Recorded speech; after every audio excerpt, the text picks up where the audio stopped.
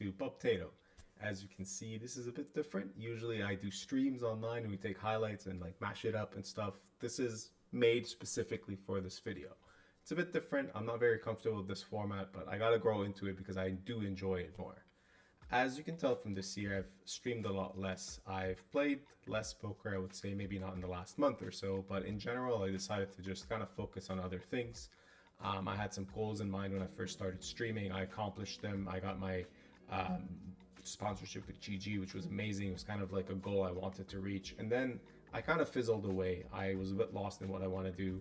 And I did realize finally that I just wanted to focus on things that I want to do outside of content and streaming. And mostly this year I worked a lot on my mental health, but also on my physical health. And that was simply by just tackling anxiety that I've been struggling with for a while. And also really simple solution was to just reduce social drinking. It's something I kind of did too much with friends and it was leading to problems. I ended up losing like around 30 pounds or so. I feel much better. I'm sleeping better. So all that's been good. But obviously, as some of you may know, if you follow me on social media, poker has been absolutely terrible. I think this is, it's not I think, this is actually the worst year in terms of poker I've ever had. I'm running super bad. I'm sometimes playing bad. I'm losing quite a lot of money. I haven't had a winning session in a very long time, but it's weird because everything else is really good. And this is why I made this video, is to kind of highlight that even when things don't go well in poker, you can still work on everything else. This is not an easy process that I've built. It's been years in the making. There's reasons why I was in school. There's reasons why I invested in property and stuff in the past. It's because I always wanted to build comfort outside of poker variance. You know, you can sometimes win, you can sometimes lose. I don't want that to matter. And I did make a very long Twitter post about this specific topic a couple of weeks ago that was, I would say, very well received, and it was brought up many times on my stream and I talked about it more openly. I really suggest you go and read that. It's a very sensitive topic. It's about a friend I lost due to suicide a couple of years ago. It damaged me for a long time, but I found a lot of comfort in kind of like dealing with it instead of hiding from it.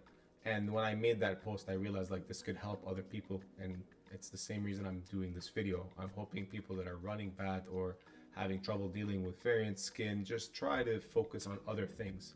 It's really easy to be hard on yourself and start blaming yourself, start having low confidence levels and blaming the run bad or the unluckiness on just things you've done on day to day. And it shouldn't be like that. You know, you should work on everything else and then let the results speak for themselves and just be patient. You know, as long as you're doing the good plays, as long as your win rate is up, that's all that matters, and just stay strong. We did a bit of a highlight video of things I've done outside of poker this year. And the reason for that is because even though it's been a very bad year, I've actually had a really, really good time. Can I have re-entry? Re-entry, please. Ah, my boy. How much? Very much. As you know, I went to Vegas. I stayed with really good friends, with Alex Bonakovs, Espen, Alex Shilko. Also, I have to say, we stayed with Alex's wife, Asya. She's amazing. And Mike Joseph stayed with us a lot as well. We had actually Rampage Poker. Big shout out to the guy. Awesome, funny dude. It looks like you're watching porn in a library. That's what it looks like. And during the trip, we actually decided to just do a bunch of other stuff. On my birthday, I went to a shooting range. That was mostly to take advantage of how nice it is in that area. Like Vegas is one thing, but you can do so many other things. So there was a lot of activities, and in a weird way, even though I played a lot, I was really trying to focus on spending good time with friends, and I think it was very memorable. I mean, I had a great time. Why are you playing with a small pool stick? What happened? It's just so funny. You did your prayer? Sure. Okay. Good luck day two. Good luck day two. As an ongoing joke, we had Alex Shilko praying to the Golden Rooster God. Yesterday he did this, and he made day 3 of a very big tournament, 500,000 for first. This cult really works. Membership $1 million. Other people joined in to pray to the rooster god while I was on the table. It was super hilarious because people at the table were confused, wondering like what I am exactly. Some people knew it's a joke. Some people like started asking me, so you know, like seriously, kind of like, so how do we join this? Does it help you win? So very funny stuff.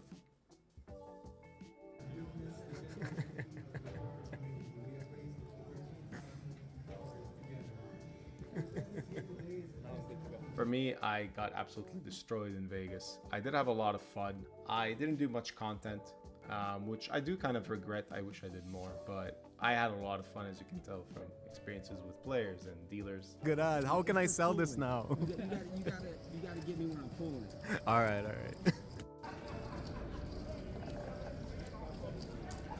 I actually got to play with Phil this year, and he actually saw me do an amazing hero call on the one hand, and said it was the best call he's seen this year. And I was like, I thought it was a really standard call, but maybe because it was for my tournament life, it was deep in a $2,000 tournament with like 50 people left. And then he was asking who I am, and I told him like, oh, it doesn't matter, you blocked me on Twitter anyway. We managed to figure out our differences because we had kind of engaged in a little Twitter battle once, and he actually unblocked me. So even though I lost a lot of money in all the tournaments in Vegas, at least I can see his hilarious tweets now. So that's definitely a plus on the Vegas trip. As always, I have a bunch of weird gadgets. We have a kangaroo hand that I got in Australia, and then obviously you can also see I had like a little pink toy that you might have glimpsed at right here that I would just squeeze in the middle of the hand. It was kind of like a reverse stress ball. I would just use it all the time to confuse people. In the middle of our Vegas trip, I decided that, you know, I just want to do something else for my birthday. So we actually just went to the Grand Canyon. Unbelievable experience. It's my third time going. But this time we also went into Arizona. We did a bunch of other things. Went to a rodeo. We went to Antelope Canyon, which was absolutely magnificent. Like, I couldn't believe what I was seeing. The horseshoe bend was... It's just like, I can't believe I've been in Vegas so many times and never even decided to go to these places. We went kayaking in Arizona, which was unbelievable because there was no one there and we just had this huge lake to ourselves. Definitely something I suggest you do, and definitely something I'm gonna do again and try to bring friends with me to experience it, because everyone saw the footage and they're like, whoa, we want to go. It's like, it's right there. It's a 3-hour drive.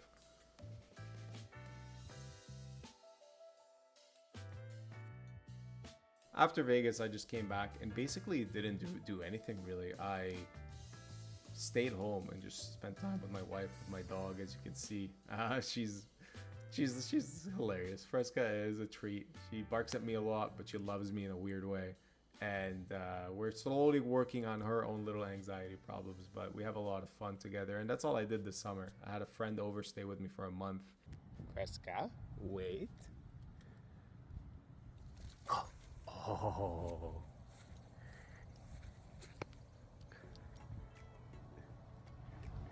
Get the ball. I played maybe a bit of poker, and that's why there was no content. And when I did finally do content, I didn't feel like I was super into it. But days like this, just playing with my dog, really changes everything. Makes me realize how lucky I am and fortunate to be in this situation, and kind of it makes me want to do more content again. Wow.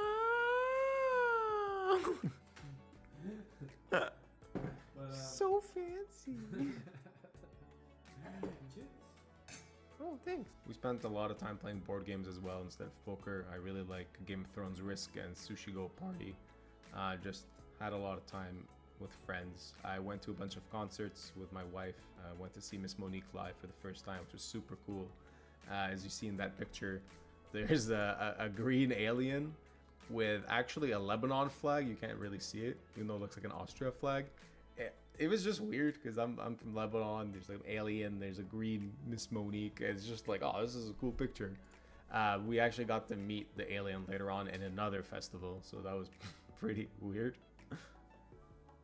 Went to an Oshera festival, which is not electronic dance music, just a huge Montreal festival with music, and I really discovered some new artists. I was like, oh, this is actually amazing.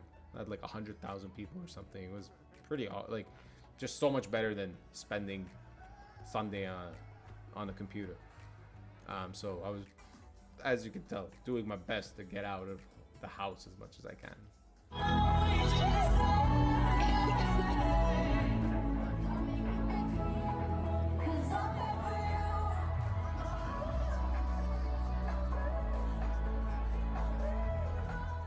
When I did actually play poker, I would mostly just play outside, jump in and out of the pool, hang out, so, like just chill with friends. I was taking it really easy, and all that was actually to get back into a mindset that's ready for poker. And in September, I decided like I'm just gonna play a lot. There's a lot of tournaments, and actually, it's the end of September now that I'm filming this. It is the worst month of poker I've ever had. I've basically lost every session, every day. A lot of big final table bubbles, a lot of pain, to be honest. And in a weird way, at the end of every session, I was just like, okay, all right. And I go see my wife, we watch a movie as if nothing happened. I'll be honest though, there was one day I lost my shit and I raged. I raged a lot, like at myself, very in frustration that I was getting that unlucky. And I did have 2 wine bottles to myself and played Dota for like 3 hours with my friends. And right before that, you know, mistake, let's call it that, I actually told my wife like, it's gonna happen. I'm in this mood. I need to like let it all out. And I did. I regret it. I feel like shit the next day. And I was like, you know what? I need to like, why did I do that? You know, sometimes you kind of like look back at those mistakes like that was just stupid, you know, like why? And we always have these moments, and the more that you face them and like realize that like you're being weak by allowing yourself to fall for something you don't want to do, the more you're gonna avoid doing that again. So I actually have avoided doing that, as I mentioned earlier. Like I've lost like so much weight just by not drinking. It's really weird to say this when I'm sitting in like a fully decked out bar behind me, but it's actually even more like sick in a way. It's like I just have clearly like I like challenging myself so much that I put myself in this environment and I'm just like, nope, we're not gonna drink, buddy. So it's just funny. I mean, it's the way I troll everyone, and now I'm just trolling myself with this. But that goal has been successful, and that's all that matters. I've set these goals for this year, and that's more important than poker. I plan on making more content soon. I actually have quite a lot of upcoming projects I'm working on. Real estate specifically, we're purchasing a new building, and we have to do a lot of renovations. I'm actually thinking of doing content out of that. If you are actually interested in something like that, please let me know and maybe bring my camera, film a lot of the stuff. We're pretty much planning to completely destroy a building and then redo it from scratch. It's not easy. I haven't done that before. I'm lucky to have a good network of friends that can help with this stuff, and that's gonna keep me occupied. But I do want to travel more for live stops, and then that's gonna be something that might come back, the vlogs. And if you'd like that, please let me know. As you can tell, I'm putting quite a lot of effort into coming back into content, but also understanding a bit more where and what I want to do exactly. You will be seeing me stream again. It's gonna be in a contained way, maybe once a week. It's not gonna be like the crazy, like, yeah, let's crush some high stakes poker. Probably gonna be a bit more chill. I'm actually gonna plan to do a couple of streams with no delay on Twitch and on YouTube, so that way I can communicate and talk with the chat more, answer more questions if people have. You know, if you have poker questions, I'm not the guy. Go check out Espen's GTO Wizard stuff. I mean, there's so much content there, or pads, you know, like they teach so much stuff that's actually super valuable. I'm not that guy. If I can help you with something, is maybe hopefully make you laugh by, you know, insulting myself, or just by doing something stupid, or hopefully I can help with like some mindset stuff. I feel like I've done much better at that recently, and hopefully my videos continue making people happy, smiling, and help you if possible through your downswing or tough times. As always, thank you so much for watching the video. Help by liking and all that, and I'll see you on the streams, if not on the next video. Adios. Booster.